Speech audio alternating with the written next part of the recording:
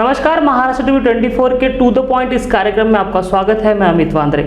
नागपुर में 2022 में महानगर पालिका के चुनाव होने वाले हैं। इस चुनाव में राष्ट्रवादी कांग्रेस किसके साथ जाने वाली है? क्या राष्ट्रवादी कांग्रेस अकेले चुनाव लड़ने वाली है या फिर महाविकास आघाड़ी के साथ वो चुनाव लड़ने वाली है, या फिर जो कांग्रेस के परछाई जिन्हें कहा जाता है राष्ट्रवादी को, उसके साथ जाने वाली? इस सारे विषयों पर बात करने के लिए मेरे साथ मौजूद है अनिल अहिरकर जी, जो जिलाध्यक्ष है राष्ट्रवादी कांग्रेस के। सर, महाराष्ट्र 24 में आपका स्वागत है। नमस्कार सर। कैसे देख रहे हैं 2022 का महानगर चुनाव, कैसे देख रहे हो? क्या राष्ट्रवादी कांग्रेस अकेले चुनाव लड़ने वाली या फिर शिवसेना की जो आघाड़ी फिलहाल राज्य में चल रही है उसी के साथ जाने की आपका प्लानिंग है? देखिए, महाविकास आघाड़ी के अंतर्गत हम महाराष्ट्र में सरकार चला रहे हैं। संपूर्ण महाराष्ट्र में जब हम एक साथ है तो हम साथ ही के सारी नगर परिषद में, महानगर पालिका में भी हम एक साथ लड़ाई लड़े। लेकिन जहाँ ऐसा देखने में आता है कि अभी सम्मानजनक अगर हमारे साथ में कोई बातचीत नहीं होती, हमारे साथ सम्मान नहीं होगा, तो फिर हमने पूरी तैयारी करके रखनी चाहिए। तो राष्ट्रवादी कांग्रेस पार्टी इस शहर के अंदर में सभी सीटों पर हमारा उम्मीदवार रखना चाहिए, मौका आया तो इसकी तैयारी हम अभी से हमने शुरू कर दी है। इसी संदर्भ में हमारे प्रमुख नेता इस विभाग के प्रफुल्ल पटेल साहब और अनिल देशमुख साहब, जो भी होम मिनिस्टर है, हर वीक एवरी वीक विविध भागों में, विविध मतदार संघ में वो दौरा कर रहे हैं और एक उत्साह, नया उत्साह हमारे पार्टी के बीच में है। हमने 151 और 52 जो भी वार्ड हो गए, सब में हमने पूरी तैयारी करके रखनी है। हमारे साथ सम्मान होता है तो निश्चित उनको फ़ायदा होगा। जहाँ हमने तैयारी करके रखी हुई वो कांग्रेस और शिवसेना के जो उम्मीदवार हैं उनको फ़ायदा होगा। उनको अगर सीट नहीं मिलती, अगर सेटिस्फेक्शन के साथ में हमको सीट मिलती तो उनका फ़ायदा हमको होने वाला, एक दूसरे का फ़ायदा होगा। लेकिन अगर हमको, जैसा आपने कहा, क्या परछाई, देखो विचारसरणी तो कांग्रेस और राष्ट्रवादी की एक ही है। विचारसरणी एक रहना कि पार्टी हमारी अपनी अलग पार्टी है। हम भी चाहते हैं हमारी पार्टी का एक वजूद इस शहर में बने। हमको किसी भी प्रकार से सेकेंडरी समझना, हमारे को किसी भी प्रकार से विधानसभा में कोई सीट नहीं, लोकसभा में कुछ भी नहीं, तो फिर क्यों हमारी पार्टी यहाँ क्या करेंगे? फिर तो हमने डिसाइड कर चुका है। हमारे वरिष्ठ नेताओं के साथ हमारी बातचीत हुई है, उन्होंने स्पष्ट रूप से कहा है कि आपने अपनी ताकत आपको बढ़ानी होगी। वैसे भी महाराष्ट्र में नंबर 1 की पार्टी राष्ट्रवादी है, उसके बाद कांग्रेस है, लेकिन यहाँ पे कांग्रेस पहले नंबर पर है, हम कहीं पीछे है। तो ये चलता ही रहेगा महाराष्ट्र के अंदर में। लेकिन उनको भी हमारी ज़रूरत महसूस होनी चाहिए, वो उनको महसूस होगा, उनके नेताओं को, तो निश्चित हम मिलकर लड़ेंगे। उनको ये लगता है कि हमारी उनको कोई ज़रूरत नहीं। जैसा पिछले 2 चुनाव में मैं देख चुका हूँ, क्या लास्ट मोमेंट पर वो बातें ख़त्म हो जाती है, निर्णय डिसीजन यहाँ कोई लेता नहीं है। बोले दिल्ली और मुंबई से डिसीजन होगा, तो फिर यहाँ बात करने का मतलब क्या निकलता है? तो हम तो बातचीत शुरू करने के पहले यही कहेंगे, अगर डिसीजन पावर तो आपके पास है तो हम हमारे नागपुर शहर में लोकल जो अथॉरिटीज़ है, उनके अध्यक्ष हैं, उनके साथ बात करेंगे। अदरवाइज़ हमने पूरी ताकत से हमारी तैयारी करना शुरू कर दिया और हमारे नेताओं का आशीर्वाद हमें प्राप्त है। बीच में जिला परिषद के चुनाव हुए, उसमें भी यही सवाल उठा कि राष्ट्रवादी कांग्रेस को उतना तवज्जो नहीं दिया गया। अभी महानगर पालिका का चुनाव है, उसमें आगे क्या रणनीति है पता चलेगा। लेकिन ऐसा आपको लगता नहीं है कि राष्ट्रवादी कांग्रेस के जो शहर के नेता है वो कहीं कम पड़ रहे हैं अपनी बात रखने में? जो आला अपने नेता है उनके पास, आपको क्या लगता है कि राष्ट्रवादी के जो नेता है, नागपुर के नेता, वो कहीं कमज़ोर हो रहे हैं मुंबई जाते हुए? सभी नेताओं को शहर के अध्यक्ष के नाते मैं बोल चुका हूँ स्पष्ट रूप से। अभी विगत दिनों में मैं मुंबई जाके शरद पवार साहब से भी बात की, उनको भी यही बात रखी। हमारे जयंत पाटिल साहब प्रांताध्यक्ष हैं, उनके सामने भी यही बात रखी। और अभी हमारे यहाँ के जो लीडर्स हैं, हमारे नेता हैं अनिल देशमुख साहब और प्रफुल्ल भाई पटेल ने स्पष्ट रूप से कहा है, मेरे पर रिस्पॉन्सिबिलिटी शहर में पार्टी बढ़ाने की है, तो मेरे भी विचार सब सुने जाए। और मेरे विचार बहुत स्पष्ट है, क्रिस्टल क्लियर है। मैं पूरे शहर के अंदर में मेरे पार्टी के चुनाव लड़ाने लायक पोजीशन बन रही है, बना रहा हूँ। और इसलिए हमारे यहाँ के दोनों नेता पूरी ताकत के साथ हमारे साथ लगे हुए हैं। तो ये हमको बहुत कमज़ोर समझने वालों का नुकसान होगा। तो दूसरी पार्टियों ने हमको इतना, अभी जो पहले समझते थे वो बात अब नहीं रही। रोज़ नित नए लोग शहर के अंदर में राष्ट्रवादी से जुड़ रहे हैं। बहुत जल्दी आपको मालूम पड़ेगा, यहाँ इस शहर के कई नगर सेवक सिटिंग कारपोरेटर्स जो है वो भी हमारे पार्टी में आपको आते दिखेंगे। बीच में लोजद जो पार्टी थी पासवान साहब की, पूरी पार्टी की पार्टी राष्ट्रवादी के अंदर में आ चुकी है। तो ये सब बदलाव है, लोग भी समझ रहे हैं, कांग्रेस और राष्ट्रवादी को परख रहे हैं। शरद पवार साहब के नेतृत्व में और जिनकी निर्णय क्षमता ज़बरदस्त है, हमारे अजीत दादा पवार, उसी प्रकार से जयंत पाटिल साहब, हमारे जितने भी मिनिस्टर्स हैं जिस ताकत से काम कर रहे हैं महाराष्ट्र के अंदर में, तो एक मैसेज जा रहा है। कांग्रेस के अंदर में काम कर रहे हैं लेकिन वो ड्रेसिंग लीडरशिप हमारे पास जो आज दिख रही है, पूरे महाराष्ट्र में लोग देख रहे हैं, उसी का परिणाम है कि इस शहर के अंदर में अनेक लोग इच्छुक है रोज़ पार्टी में आने के लिए। तो निश्चित हमारी ताकत बढ़ रही है और कमज़ोर समझने वाले का नुकसान होगा आने वाले महानगर पालिका में। सर मैं 2019 का जो चुनाव हुआ विधानसभा का, उसमें आपको क्या लगता है कि कितने सीट राष्ट्रवादी कांग्रेस डिजर्व करती थी, जबकि शहर में उन्हें एक भी सीट नहीं दी गई? आपको क्या लगता है? देखिए, 2 सीट हमने मांगी थी, लास्ट मोमेंट तक 2 सीट की बात चल रही थी, लेकिन तय हो गया था कि 1 सीट कम से कम राष्ट्रवादी को नागपुर में देंगे, कोई भी दो, हमने जैसा बोला था। लेकिन हमारे नेता सब बात तय होने के बाद में हमारे जो वरिष्ठ नेता है वहाँ से उठ के फिर अपने अपने मतदार संघ में चले गए, तो वापस चीज़ बदल गई, 1 भी सीट नहीं मिली। तो फिर हमने सारी ज़िंदगी भर अगर कांग्रेस के लिए और दूसरे पार्टी के लिए अगर काम करना है तो फिर यहाँ हमारी पार्टी फिर यहाँ बंद कर देना चाहिए। हमने अपने नेताओं को यही बोला, अगर यहाँ चुनाव नहीं लड़ाना चाहेंगे और आप प्रेशर नहीं बनाएंगे तो ये पार्टी यहाँ चलाने का कोई मतलब नहीं है।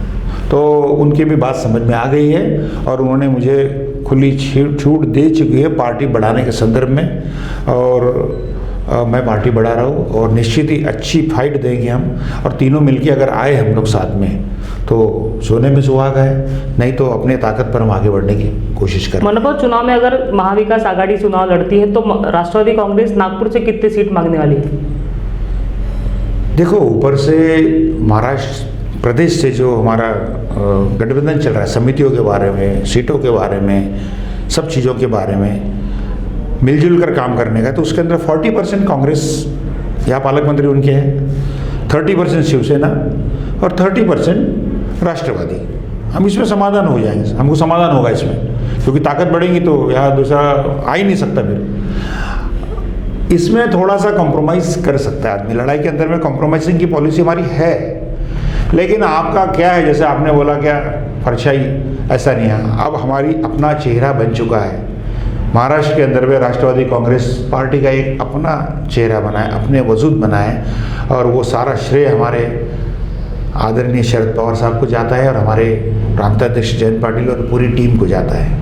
मैं ये सवाल काफ़ी पहले कर रहा हूँ सर, अनुमान क्या लगता है आपको नागपुर महानगर पालिका के चुनाव में अगर शिव विकास आघाड़ी लड़ रही है, महाविकास आघाड़ी लड़ रही है, तो कितने जीतेंगे? अगर आप अकेले जाते हो, महाविकास के साथ नहीं जाते हो, कुछ अगर नहीं बना सामने, तो आप अकेले के दम पे कितने सीट जीत सकते हो? अकेले के दम पर कम से कम नागपुर शहर के अंदर में 60 सीटें लाने की ताकत हम बना रहे हैं, क्योंकि हमने अपनी रणनीति बदल दी है।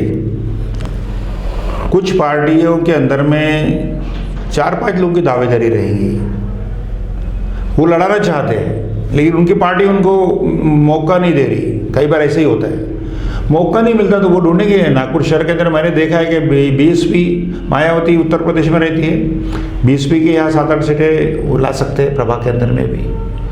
तो वो क्या करते हैं, उनका अभ्यास किया मैंने, वो यही करते हैं कि शहर के अंदर में जो अपने विचारों से सहमत है और ताकत उनकी है, तो हम उनको रिक्वेस्ट करेंगे, आओ हमारे पास, वेलकम।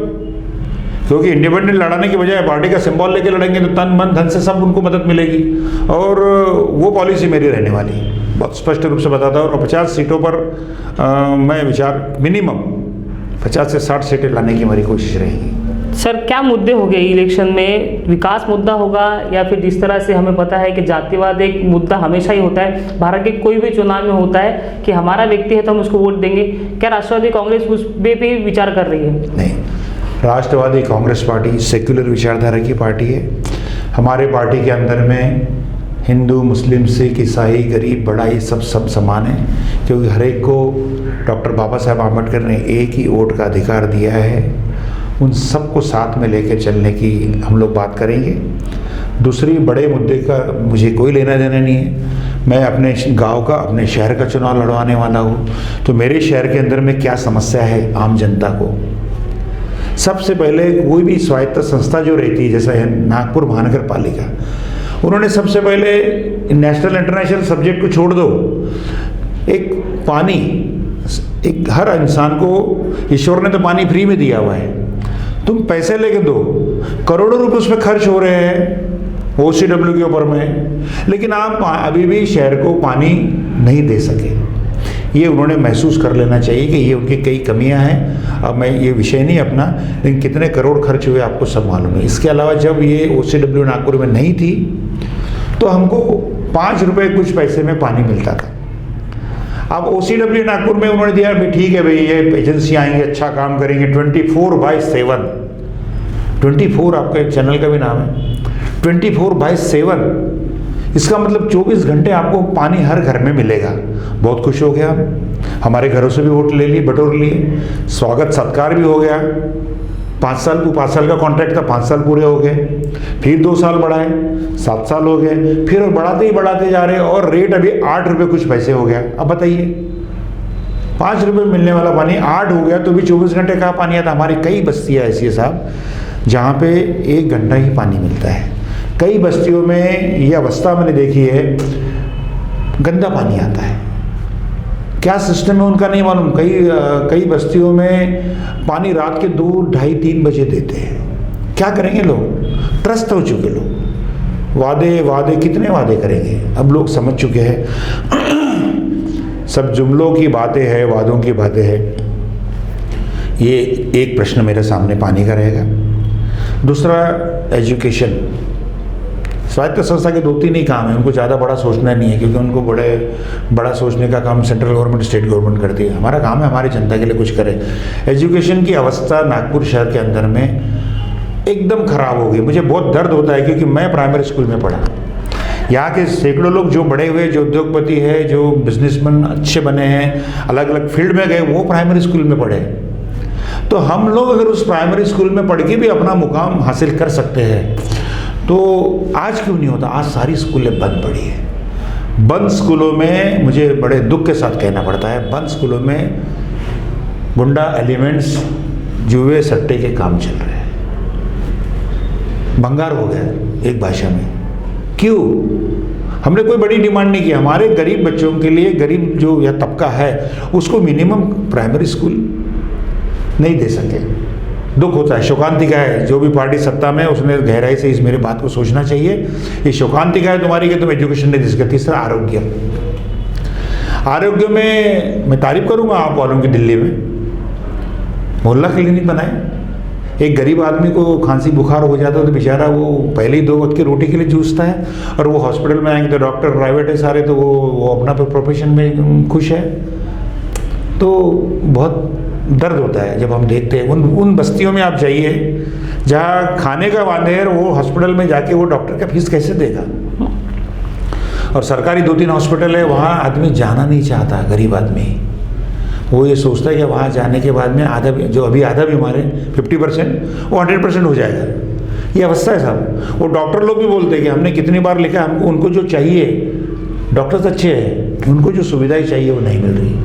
मेडिसिन वगैरह जो है बाहर से सारे बाहर से लाओ, तो फिर वहाँ आदमी जाएगा कि। और 4 घंटे आदमी को हार्ट अटैक आ गया तो वहाँ जाके वो मरने के बाद उसको एडमिशन दिलाते हैं। ऐसे हमने बहुत केसेस देखे, बहुत दर्द होता है। तो महानगर पालिका के जो 3 काम प्रमुखता से होने चाहिए, स्वच्छ पानी हमारी जनता को देना, एक एजुकेशन गरीब आदमी को देना, एक आरोग्य, इतनी ही चीज़ें, लंबे चौड़े कोई वादे नहीं होना मेरे शहर को।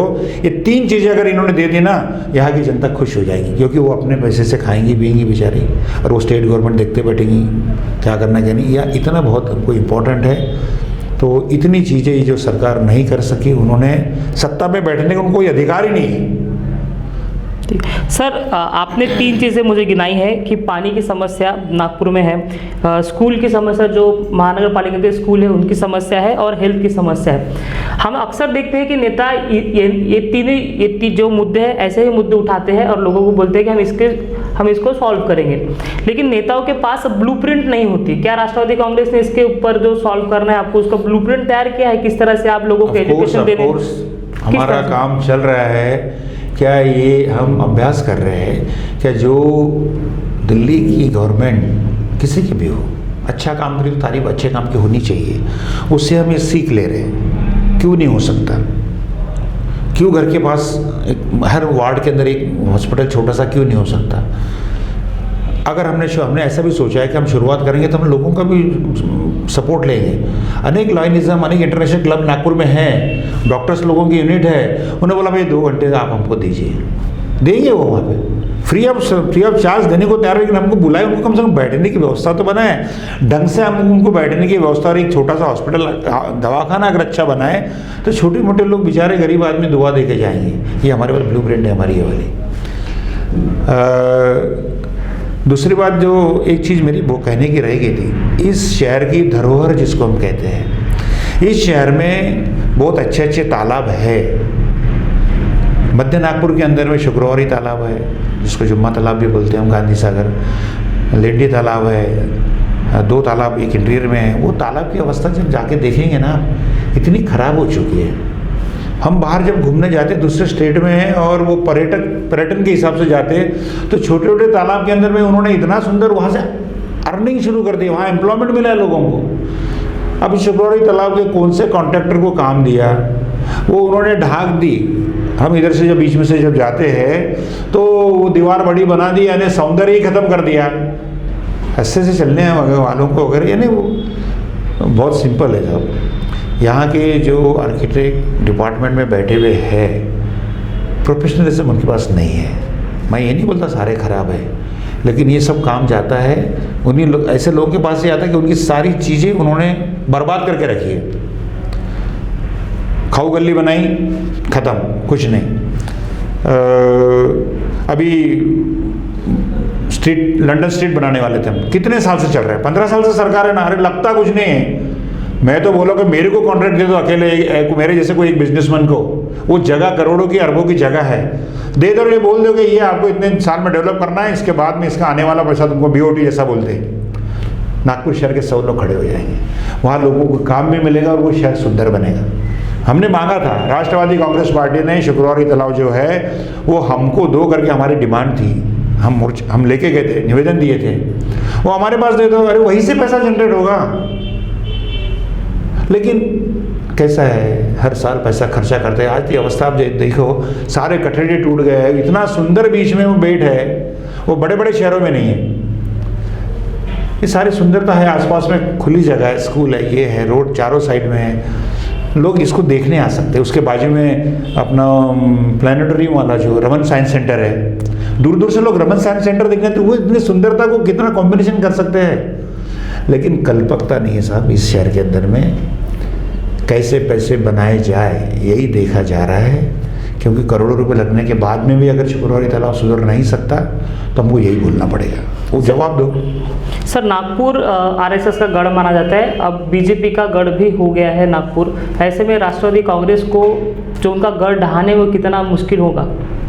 कोई मुश्किल नहीं है। पिछले चुनाव में तो 2 ढहा दिए हमने, धड़ाधड़। विकास ठाकरे चुन के आ गए, नितिन राउत चुन के आ गए, 2 ले लिए। अब नेक्स्ट टाइम पे देखिए, बोलना 4-6 है ना, 6 मतदार संघ में से उनके पास मुश्किल से 2 बचेंगे। अभी ये मेरी बात को आप नोट कर लीजिएगा, 2 मतदार संघ बचेंगे। तो RSS के अंदर में उन्हीं के लोग नाराज है ना। अभी ये इतने वर्षों से जो आमदार चुन के आ रहे थे मतदार संघ से, ग्रेजुएट कॉन्स्टिट्यूएंसी से, क्या हुआ? एक साधारण एक बच्चे ने सामने आ गया, सबने हमने सपोर्ट किया, RSS वालों ने सपोर्ट किया, क्योंकि उनके अंदर में भी गुटबाजी हो गई। अभी नाराजी है, वो सोचते कि इनको अन्ना ही धड़ा शिकवला पाहिजे, मराठीत मन है, कर रहे दिए ना। ये भी आमदार एक दे दिया, 3। RSS वाले ने अभिजीत वंजारी को जीता के दिया, आपका कहना है? बहुत लोगों ने सपोर्ट किया हमको, मैं तो खुलकर बात कर रहा हूँ। बहुत लोगों ने सपोर्ट, तभी तो इतने वोटों से चुन के ही सीट ही है। वो उनके घर में जाके पूछिए, वो खुद बताएंगे। और आरएसएस वाले अच्छे हैं, वो देखते क्या कोई अगर ऐसी हरकत की होती है, आरएसएस वाले, बीजेपी नहीं बोल रहा मैं, कुछ बातों में अच्छे है कि वो अच्छाई की तरफ भी देखते हैं, उनके पास राष्ट्र प्रेम भी है, मैं गलत नहीं बोलूँगा उनको, और वो हमको मदद कर रही है इस माध्यम से। आरएसएस बीजेपी को छोड़ के राष्ट्रवादी को मदद करेंगे, क्योंकि बीजेपी अगर बिगड़ते चले जाएंगे तो वो तो सत्ता में नहीं आते ना। आरएसएस के लोग सत्ता में नहीं आते। आप नेता हो, आप बड़े बड़े नेता से बात करते होंगे। नितिन गडकरी जी परेशान थे इस चुनाव में, आप बोल रहे इतने बेबाकी से, तो मैं सवाल पूछ ही लेता हूँ। नितिन गडकरी से बात हुई आपकी इस बार? वो बहुत बड़े नेता है, उनके बारे में मैं कुछ नहीं कहूँगा, लेकिन आम जनता कह रही है। आप अगर लेके निकलोगे अपना मीडिया तो सब लोग यही कहेंगे, क्यों इतने अच्छे आदमी को तुम डिमोरलाइज कर रहे हो।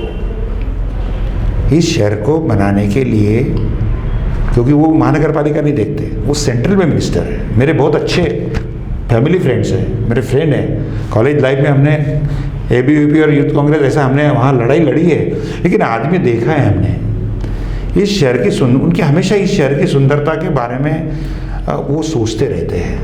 ये जो बड़े बड़े प्रोजेक्ट जो शहर में दिख रहे हैं ना, वो मैं बोलता हूँ, खुलकर आपके सामने बोल रहा हूँ, वो उनकी बदौलत है। रास्ते से हम चलते हैं, उसका विरोध कुछ बातें सारी परसेंटेज वाइज मत गिनिए, लेकिन ऐसा देखा तो इस शहर को सुंदर बनाने का उनका सपना है, वो कर रहे हैं। सत्ता में जब विधान परिषद के महाराष्ट्र में सरकार थी, तो बम्बई में जो रोल अदा किया उन्होंने, पुलकरी बोले उन्होंने, वो रोल नागपुर में अदा किया। उस समय मुझे याद है, वो एक बर्डी का ब्रिज बन रहा था, फ्लाईओवर जो अभी है, बहुत विरोध हुआ, पर्यावरण वाले ये वो। अरे भैया, आज सोचिए ना, अगर इधर से हमको एयरपोर्ट जाना है तो आदमी नीचे से जा ही नहीं सकता, 1 घंटा लगेगा। तो वो बनाया है, तो भी फिर बाद में आधा घंटा लगने लगा। तो आगे का जो उन्होंने बनाया, अभी हम लोग अभी 20 मिनट में सदर से एयरपोर्ट जाते हैं। ये खूबी नहीं है, तारीफ होनी चाहिए, अच्छे काम की तारीफ होनी चाहिए। उन्हीं के पार्टी में उनके अच्छे काम की तारीफ नहीं हो रही, इसका परिणाम है कि 3 सीटें हमारे पास आ गई है, और इसी का परिणाम है कि आगे आने वाली जो महानगर पालिका है ये हमारे कब्जे में रहेंगी। सर, मेरा एक सवाल थोड़ा महानगर पालिका से थोड़ा हटके है। 2 दिन पहले स्वर्गीय बाला साहब ठाकरे प्राणी संग्रहालय का उद्घाटन किया गया। इसी संग्रहालय को आदि गोंडवाना नाम देने का जो है समर्थन आदिवासी समाज कर रहे थे, और महाविकास आघाड़ी सरकार ने बाला साहब का नाम दे दिया है। इसको आप किस तरह से देखते हो, क्योंकि धरोहर कहा जाता है आदिवासी लोगों का वो, और ऐसे में स्वर्गीय बाला साहब ठाकरे का नाम देना आपको कितना सही लगता है? आपकी क्या प्रतिक्रिया है? मेरे विचार में तो नाम वाम में सब कुछ रखा है, ऐसा मुझे नहीं लगता। पर्सनल वैयक्तिक मेरी एक भावना है। और बाला साहब जो है एक ऊंची चीज़, हस्ती थे। अब ये डेवलपमेंट जो गवर्नमेंट, हमारी गवर्नमेंट है, करोड़ों रुपए देके इनके ही सामने प्रोजेक्ट उन्होंने किया, लेकिन उनको बनने नहीं दिया। 5 साल पूरी सरकार थी, ये धूल खाते पड़ा हुआ था। अभी आप देखिए, ये आते से साल भर हुआ, साल भर के अंदर में हम खुद उस दिन गए थे, हमने टाइगर देखा वहाँ पे, और इतना सुंदर बनाया हुआ है। मैं बोलता हूँ, मैं सिंगापुर जाके देखा, सिंगापुर में जो जिस तरीके से उन्होंने वो डेवलप किया है, उसी तरीके से ये डेवलप किया है। आप कभी जाके देखिए, तब लगेगा कि इतना सुंदर। नाम वहाँ ये सेकेंडरी, वहाँ डेवलपमेंट शहर का डेवलपमेंट है। नागपुर शहर के अंदर में इतना सुंदर चीज़ बनी है, इसका सही माने में आप लोग प्रमोट करेंगे। इसको गवर्नमेंट ने प्रमोट किया तो पूरे ऑल ओवर इंडिया से लोग ये देखने हैं, विदेशों से देखने हैं कि इतना सुंदर है। क्योंकि अभी भी टाइगर सिटी, टाइगर कैपिटल है हमारा सिटी। लोग ताड़ोबा आते, पेंच आते, उमरेड जाते, ये बहुत जगह आते हैं। तो ये यहाँ बच्चों को दिन भर घूमने के लिए जंगल में कभी कभी नहीं मिलता। यहाँ तो 100% आपको टाइगर मिलेगा जी। मैंने खुद देखा, मैंने टाइगर है, भालू है, 3 पार्ट है, बर्ड्स है। ये बहुत अच्छी चीज़ बनी है। और नाव में मत जाइए, इसकी लड़ाई मत लड़िए, ये सब पॉलिटिकल लड़ाई है। क्या कुछ वोट बटोरने का धंधा है ये नाम के बारे में। लेकिन मैं समझता हूँ कि जो अच्छी चीज़ हुई है उसको सम्मान देना चाहिए। और बाला साहब ठाकरे का नाम दिया तो कोई गैर नहीं है। वो उनके बारे में दूसरे को कुछ बोलने का अधिकार नहीं है। उनका नाम दिया इसका मतलब आदिवासियों को पीछे कमी लिखला अभी, ऐसा नहीं है। उनके वहाँ मैंने खुद देखा, उनके प्रोजेक्ट्स हैं वहाँ पे, आदिवासियों को वहाँ काम मिलने वाला है। नाम से ज़्यादा काम देना मैं इम्पोर्टेंट समझता हूँ। और महाविकास आघाड़ी की सरकार ने नाम को अगर आप छोड़ो तो वहाँ उन लोगों को सही मायने में काम दिया है। नाम दे दिया जाए आदिवासी गोंडवाना वगैरह जो भी, तो उनको अगर काम नहीं दिया तो क्या मतलब है वो काम। मैं तो समझता हूँ प्रैक्टिकल काम हुआ है, इसको थोड़ा दिन चलेगा ये, लेकिन लोग समझ जाएंगे। अच्छा, मेरा आखिरी सवाल, 2022 में महानगर पालिका में किसकी सरकार बैठने वाली है? डेफिनेटली महाविकास आघाड़ी की सरकार बैठेगी। 151 में से कितने सीट महाविकास आघाड़ी की? अरे उनको अब देखते हो मतलब कि कैसी हालत करते हैं हम लोग। अंदाजा एक हाथ अनुमान लगा दीजिए, इसको हम फाइनल नहीं समझेंगे या अनुमान ही समझेंगे? हम तो इनको 30-40 पे छोड़ेंगे सिर्फ, खाली 30-40 बीजेपी जीतेगी सिर्फ। हाँ, चलिए 30-40 पे लेके जाएंगे इनको। अभी देखो, अभी टाइम है हमारे पास में, साल भर का पूरा वक्त है। और जिस तरीके से बदलाव आ रहा है वो अभी भी सुधरना है, अभी सुधरने का मौका नहीं मिलेगा उनको। उन्होंने अपने इसमें उनकी लड़ाई ज़बरदस्त हो गई है। सारे लोग उनके पास, उनके हमारे पास आने वाले हैं जो 3-3, 4-4 दावेदारी कर रहे हैं ना, सारे वो हमारे पार्टी के लाइन पर है। हमने बोल रखा, कोई हरकत नहीं है। तुमको डिमोरलाइज किया जा रहा है, जात पात के आधार पर तुमको लिया जा रहा है, जैसा अभी पिछले चुनाव में लेने की कोशिश की थी। तो वो समझ गए कि यहाँ कुछ थारा इथे काही लागत नहीं आपला। वो मेरे संपर्क में, हमारे प्रवक्ता बैठे हुए हैं श्रीकांत शिवनकर जी, इनके तो संपर्क में है, पूरे दक्षिण नागपुर में इनके संपर्क में है। हमने अभी रुक जाओ, वेट। सर धन्यवाद, आप महाराष्ट्र T24 के स्टूडियो में आए, आपने बड़ी बेबाकी से अपनी बात रखी। तो दोस्तों, आप देख रहे थे अनिल अहिरकर जी को, जो जिलाध्यक्ष है राष्ट्रवादी कांग्रेस के, जिन्होंने नागपुर महानगर पालिका के चुनाव में क्या रणनीति होने वाली है, बीजेपी कितने सीट जीतेगी, महाविकास आघाड़ी कितने सीट जीतेगी, अगर महाविकास आघाड़ी के साथ गठबंधन नहीं होता है तो राका कितनी सीट जीतेगी, इसके बारे में बड़ी बेबाकी से अपनी बात रखी। आप देख रहे थे महाराष्ट्र T24। नमस्कार।